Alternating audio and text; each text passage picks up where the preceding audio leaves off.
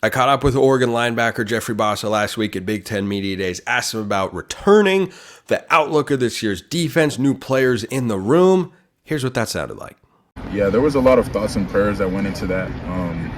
I know that, like you said, I was one that kind of tipped off the domino and made everybody else come back as well. But yeah, those were their own decisions, so I can only speak on my behalf. But I think there was a lot of thought process, just sitting down, getting feedback from the NFL, getting feedback from agents on where they seen me getting drafted, and I wasn't satisfied with that, right? So I kind of used all those grades and all that stuff to put more fuel to the fire, knowing that I had one more year of eligibility, one more year to go to a new conference and dominate, one more year to get another shot at a national championship. So I was like, why not?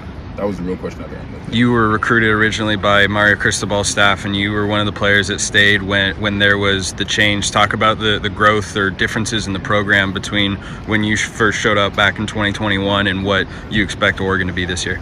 Yeah, I think the program's just been trending in the right direction, from offense to defense to special teams, right? We're always going to be, Oregon was always seen as being an excellent elite type of university, right? But now we're being talked about like Alabama and Georgia being talked about, So I think that's just the way this program is headed in the right direction. And, I appreciate Coach Cristobal for what he did his first year, my first year, I should say. But then, he's on to better and greater things now. But what Coach Lanning has done ever since his sophomore year has been great, and I know that the sky's going to be the limit. Do you feel like you're the captain of the defense this year with, being a 3-year starter on this Oregon defense and playing that linebacker position? Oh, for sure, no doubt. Yeah, kind of being that, that guy in the middle. A lot of my teammates like to call me is Jefe.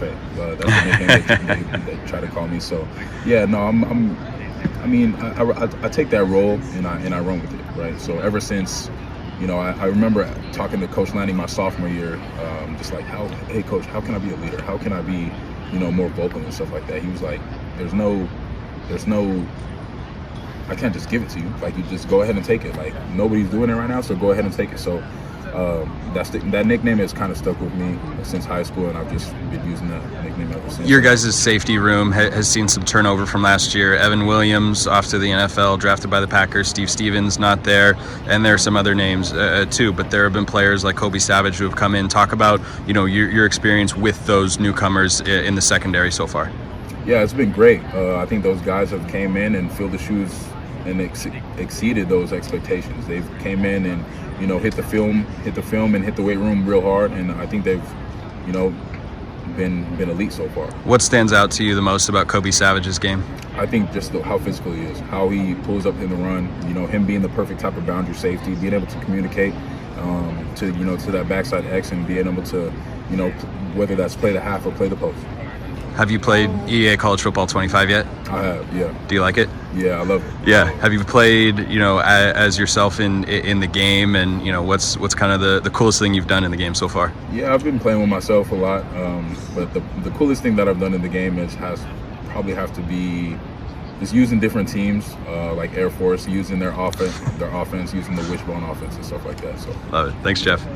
I think among linebackers in the conference, for those watching on YouTube, you'll agree with me here, Bassa has to be among the sharpest dressed. He's also just a very polished guy. He was at Pac-12 Media Days last year in Las Vegas. That's when we first saw, his body transformation, and that transformed him as a player.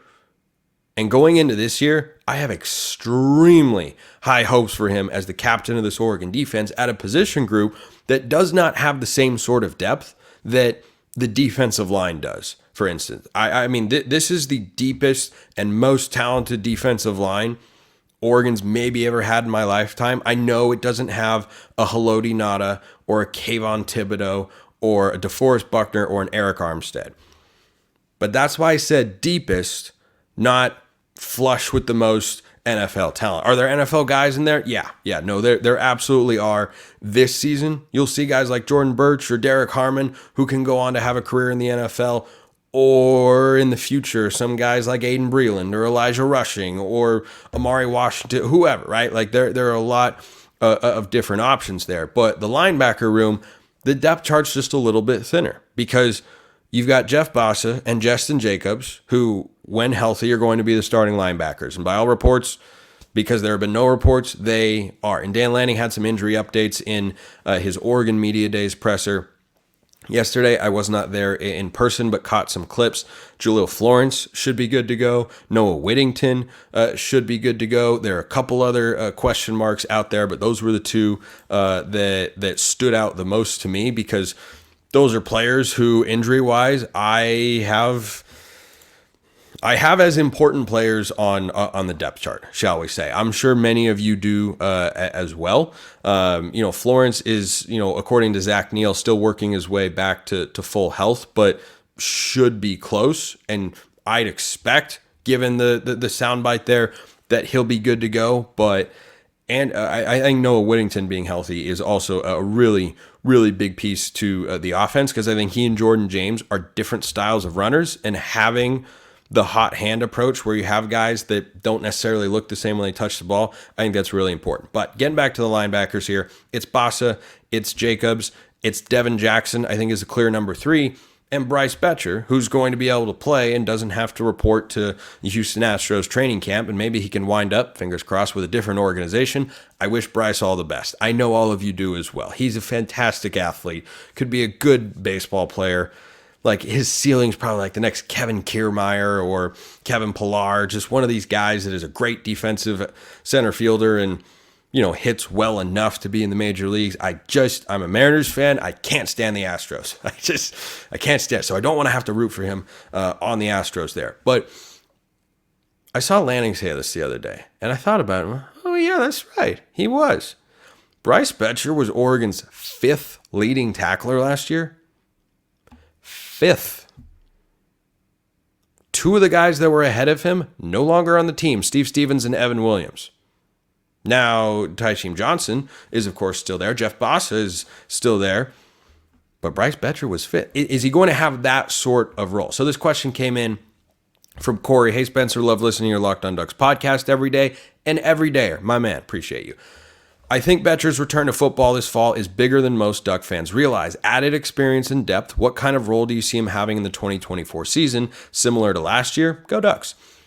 Similar in the sense that he's not a starting linebacker, but will see the field. I do think there is a possibility his playing time is reduced. With the number of bodies that Oregon has defensively, and the limitations, I think, that Betcher displayed as a linebacker last year, like he's a little bit undersized. He's effective, but does he have NFL prospects? No, that's why he put his name in the Major League Baseball draft, because that's where his professional sports future lies. I think that for Betcher, will he be top 10 in Oregon in tackles this year? Maybe. But you also have to remember he got a big chunk of playing time early in the season because Justin Jacobs wasn't healthy. So I think Jacobs goes up the tackles list in terms of who has the most on Oregon's defense this year. I think Betcher probably goes down.